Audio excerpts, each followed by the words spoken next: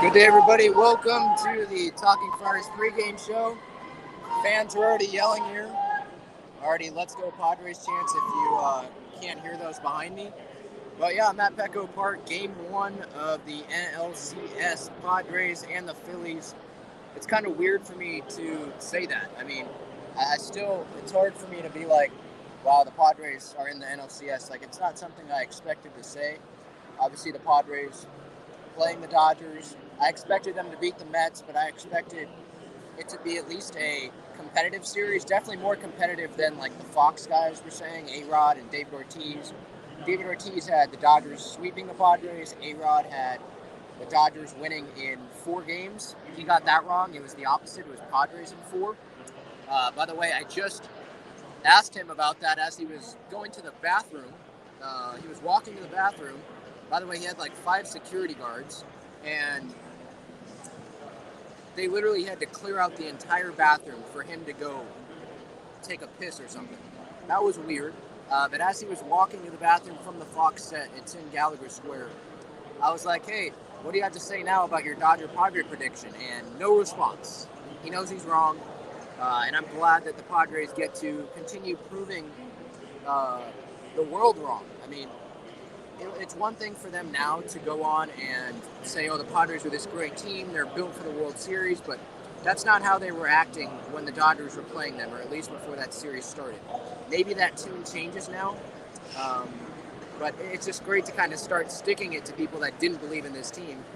When Padre fans did believe in this team, they didn't think the Padres were going to get swept. They thought it would be a competitive series, and guess what? It was a competitive series, and the Padres won the series. But that's the last series. This Phillies team, man, they're kind of like us. There were some ups and downs in their season. They fired their manager. The Padres didn't, so that's a big difference. But they have a manager that they're rallying behind. They really like their manager. They love that their manager, each team managers, they allow the players to be themselves. They're not there dictating every little thing they do, and so I think both the Padres and the Phillies players can appreciate that. Both teams have a star who signed a $300+ million contract. Manny with the $300 million contract. Bryce Harper with the $330 million contract. They both have some athletic guys. They both have some power potential. And they both have really strong bullpens and top of the rotations right now. You look at the Phillies with Wheeler and Nola, and then the Padres with Musgrove, Snell, and Darvish. I mean, it's going to be a good matchup. Both teams' bullpens. I mean, the Phillies gave up 1 run in the first, I think, 3 games of that Braves series. Or maybe it was the last 3. I think it was a 3-game span where they gave up 1 run. The Padres' bullpen was nails. They gave up 1 run, I think, to the Dodgers in this entire NLDS as a bullpen as a whole. Steven Wilson gave up that 1 run in Game 4. So very, very comparable. The Phillies won 87 games during the regular season. Padres won 89. And then lineup-wise for the Padres tonight, I like having Josh Bell in there over Brandon Drury. Profar leading off. That was expected. He can hit lefty against the righty and Wheeler. And then Soto, Manny, Bell is in there over Drury. He has better numbers against Wheeler, so that's expected. And then you have Cronenworth moved up 1 spot over Myers. Myers is at first, batting 6th. And then the same bottom 3, Kim, Grisham, and Nola. You don't mess with something that's working, and that's exactly what Bomel's doing here. He's not messing with it, and I love that lineup. The Phillies, I mean, one thing the Padres might be able to take advantage here in this series is their horrible defense. I mean, with Bryce Harper DHing, he's actually a pretty good fielder, has a really strong arm. Now they have Nicholas Castellanos out there in right field, and you have Schwarber in left field. It's just not a very strong infield. Alec Bohm could probably be a little bit better at third base. Rhys Hoskins made a big error, I believe, in the Atlanta series. So if they can take advantage of that defense, the bad defense of the Phillies, and capitalize when errors are made like they did in Game 2 against the Dodgers when Trey Turner made that error, I think they're going to be in a very good spot to win this series. I think the Padres, this series, it's kind of like a pick-em. The series is going to be competitive. I mean, I'm a Padres fan, so I think they're going to win. I'm not just a national talking head picking the team that I actually think is going to win. I mean, I do actually think the Padres are going to win, but, like, I'm not unbiased here, so take my prediction with a lot of grains of salt, if you will. But I'm going Padres in 6 here. I think they're the stronger team. I think the Phillies can probably win tomorrow, NOLA, against Snell. And then I think they can win game 4. They'll either have like Syndergaard. I think Syndergaard would start there, and then the Padres have Manaea and Clevenger. I think they can win that game. I think the Padres can take tonight with Darvish on the mound. I do like that. And the Phillies lineup, it's probably stronger than the Dodgers lineup right now, to be honest. I know that, the Dodgers, they're the better team on paper, but we saw what paper means in that series. It means nothing. And the Phillies lineup, it's clicking. I mean, Brandon Marsh is like their 9-hitter, and he hit a big 3-run home run against the Braves in that last game of their series in that NLDS. I mean, you know what Harper can do? He had a slow end to the season after he came back from the injury where Snell hit him. But he hit like 500 in that NLDS against the Braves. And Hoskins had that home run. Schwarber's been cold, but he can hit a 400-foot home run whenever he wants to. That's the scary thing Castellanos got going there. So they have a strong lineup pretty much top to bottom. Real Muto, he had an inside-the-park home run over the weekend against the Braves. He's one of the best hitting catchers in baseball. So it's going to be tough for the Padres. It might be tougher facing this Phillies lineup than the Dodgers lineup, to be honest, because the Dodgers lineup just wasn't clicking. And it's a longer series, so maybe that's why it might be tougher to beat the Phillies right now. And the Phillies are hot. The Padres are also hot. The Dodgers were not hot. And the Padres won. So 2 hot teams, 2 teams that weren't expected to be here, that weren't supposed to be here, if you're asking, A-Rod and Dave Ortiz. But they're here. I can't be more excited. My first NLCS ever in my lifetime. And I get to be here in game 1, so I'm super pumped up. I hope you guys enjoy this game. I see in the comments some people making predictions. Irie was talking about the money, $250 to sit in the grass. Yeah, I know. I have some family members who actually did that. I would not do that, but I have a ticket in the stadium.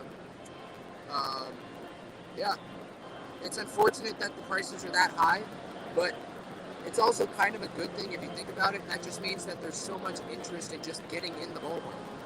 If there's that many people that want $250 tickets per person in Gallagher Square, that just means that they really, really want to be here. That fans really just want to be in the ballpark. They're watching the game on the screen. They're paying $250 just to be here and see the environment, be a part of the environment. And I think that just shows how much the city wants the Padres to win and how much that Dodgers series meant, right? I don't know if the attendance is going to be as good as that Dodgers series, especially tomorrow at the day game. It's supposed to be really hot. But tonight, everyone has rally towels tonight. The Padres fixed that. They didn't give them out in game 4, but they fixed that. So you're going to see a lot of yellow towels if you're watching at home. And this atmosphere, it's going to be great again today. I don't know if it's going to be louder, like more consistently than that Dodgers series, because we're not going to be chanting "Beat LA" the whole night.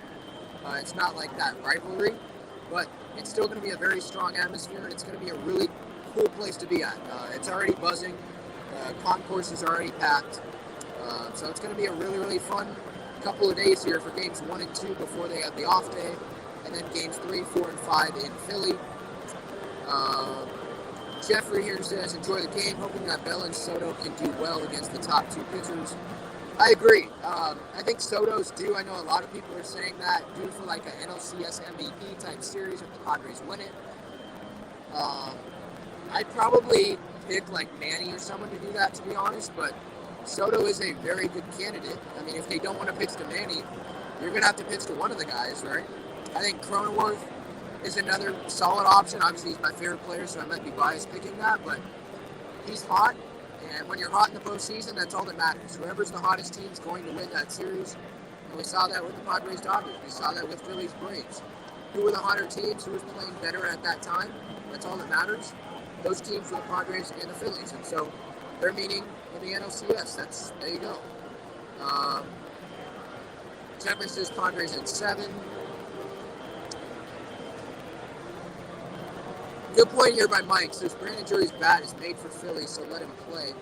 Well, no. I think it's made for Citizens Bank Park, maybe, because they don't have like huge dimensions. But I don't know if Josh Bell has the better matchup against Zach Wheeler, so that's who's going to be playing right now. That's just what it is. I don't see any more comments. So Darvish and Wheeler. I mean, Darvish, he pitched okay last time out against the Dodgers. It's a new opponent, but he kept the Padres in that game against the Dodgers, and that's all they need, I think. They have the offense. As long as you keep them in the game here, quality start against Wheeler. If Wheeler delivers a quality start, then you put it to the bullpens, and I trust our bullpen probably more than any bullpen in baseball right now. And I know I'm a Padres fan, but that's just what I'm thinking going in. So I think they have a good chance to win tonight. I think they have a good chance to win tomorrow, but I think they have a better chance to win tonight compared to tomorrow, if that makes sense. So a little after 5 o'clock is the first pitch. Joe Davis, his team, the Dodgers, just got knocked out. John Smoltz' team, the Braves, got knocked out. So I don't know how enthusiastic they're going to be about this series, but you can always tune into Jesse Antonio on 97.3 The Fan if you get really tired of listening to that broadcast. All right, I'll see you guys later. Enjoy this game if you're going to be here. Enjoy the game at home, and hopefully the Padres get a 1-0 lead after tonight. All right, see everybody. I'll be back when I get home with a post-game reaction episode. Go Pods!